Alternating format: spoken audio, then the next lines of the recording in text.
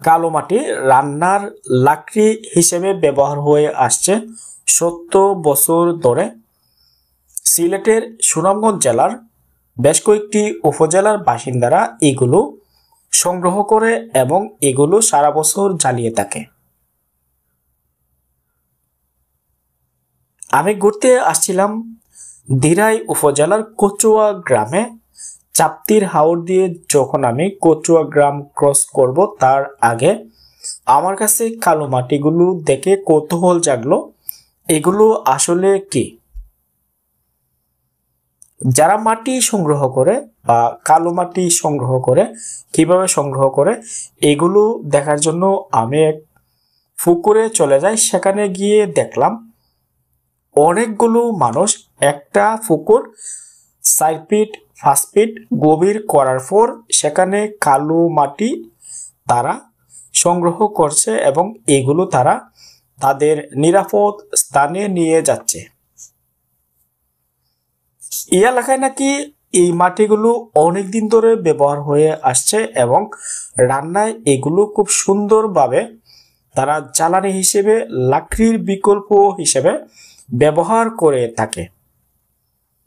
বাটি অঞ্চলে যেহেতু লাকড়ির সংকট, তারা শুধু ধান তোলার পর যে বনগুলো পেয়ে থাকে সেগুলো তারা লাকড়ি হিসেবে ব্যবহার করে, পাশাপাশি গরুর যে গোবরগুলো আছে সেগুলো দিয়ে বিশেষ এক লাকড়ি আছে সেগুলো বানিয়ে থাকে।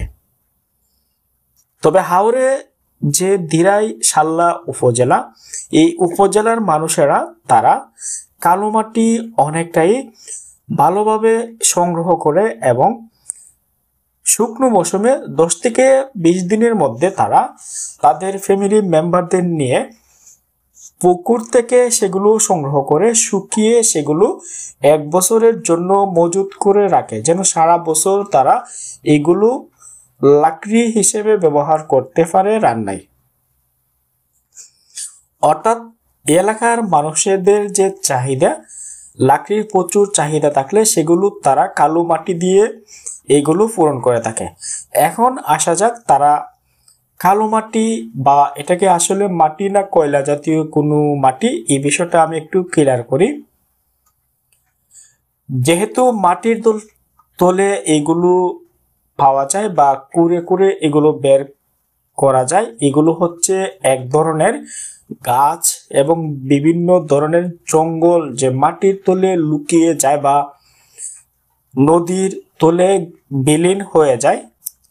এগুলো হচ্ছে মূলত সেই ধরনের মাটি যে মাটিগুলো গাছ পাতা বাঁশ ইত্যাদি একটা নদীতে থাকলে দীর্ঘদিন এগুলো কালো রং ধারণ করে। মূলত এগুলো হচ্ছে এক ধরনের আবর্জনা, এগুলো কোনো ধরনের কয়লা জাতীয় জিনিস না। তবে দেখতে বিষয়টা এমনই লাগে। যখন এই মাটিগুলো কাছে গিয়ে দেখবেন এখানের মধ্যে গাছের যে কাঠগুলো সেগুলো মিক্সড রয়েছে, যেহেতু মাটির তলে 100 বছর পূর্বে বা 50 বছর পূর্বে বা এর অধিকও হতে পারে এগুলো চাপা পড়েছিল, সেগুলো বিশেষ একটা জায়গায় জমাট হয়ে কালচে হয়ে গেছে, যার জন্য আমরা কালো মাটি বা কয়লা বলে থাকি। অনেকে বলে থাকে এগুলো হচ্ছে 2 নাম্বার কয়লা, অর্থাৎ 100% কয়লা না, যার জন্য এগুলো তারা তুলে তুলে বিক্রি করে। তবে আরেকটা ইন্টারেস্টিং বিষয় হচ্ছে যখন হাওর অঞ্চলে এই পুকুরগুলো খনন করা হয় সেখানে কিন্তু এক ধরনের আটালু মাটিও পাওয়া যায়। আমি তাদেরকে বলছিলাম যে ভাইয়া, যেহেতু মাটিগুলো 2-3 কালারের রয়েছে, এর মধ্যে একটা মাটি হচ্ছে সিরামিক্স বা টাইলস বানানোর কাজে ব্যবহার হয়ে আসছে বিভিন্ন কোম্পানিতে, আপনারা যদি ইচ্ছে করেন সেগুলো বিক্রি করতে পারবেন।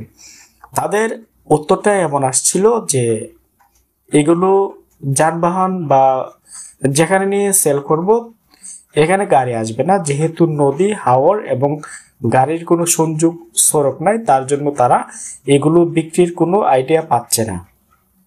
এখন আসা যাক কালো মাটি তারা কিভাবে রান্নায় ব্যবহার করে।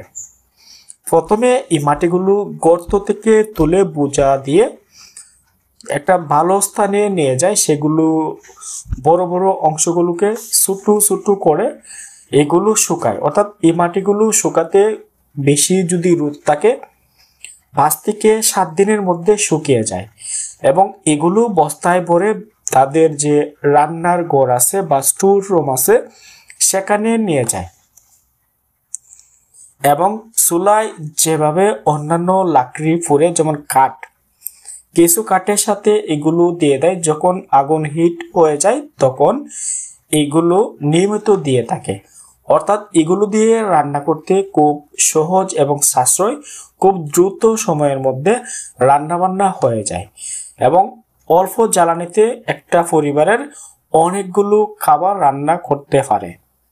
আমি স্থানীয়দের সাথে কথা বললাম, স্থানীয়দের কাছ থেকে এই বিষয়টা জানার পর আমার কাছে খুব ভালো লেগেছে। আমি এখন যে অংশ থেকে ভিডিওটি ধারণ করেছি এটি হচ্ছে কালনী নদীর পাশের গ্রাম হচ্ছে কচুয়া গ্রাম, অর্থাৎ সুনামগঞ্জ জেলার দিরাই উপজেলা বাজার থেকে 4-5 কিলোমিটার দূরে চাপ্তির হাওর। এদিকে কিন্তু জগন্নাথপুর উপজেলায়ও যাওয়া যায়, অর্থাৎ কালনী নদী পার হওয়ার পরে কিন্তু চাপ্তির হাওর, তারপরে হচ্ছে আরেকটা হাওর রয়েছে বাটিয়ারগাঁও পার হওয়ার পর নলুয়া হাওর পরে। এদিকে যদি কেউ আসেন, এই কালো মাটির যে উত্তোলন দৃশ্য সেটা দেখার পর আপনার কাছে অবশ্যই ভালো লাগবে। ভিডিওটি কার কেমন লেগেছে অবশ্যই জানাবেন।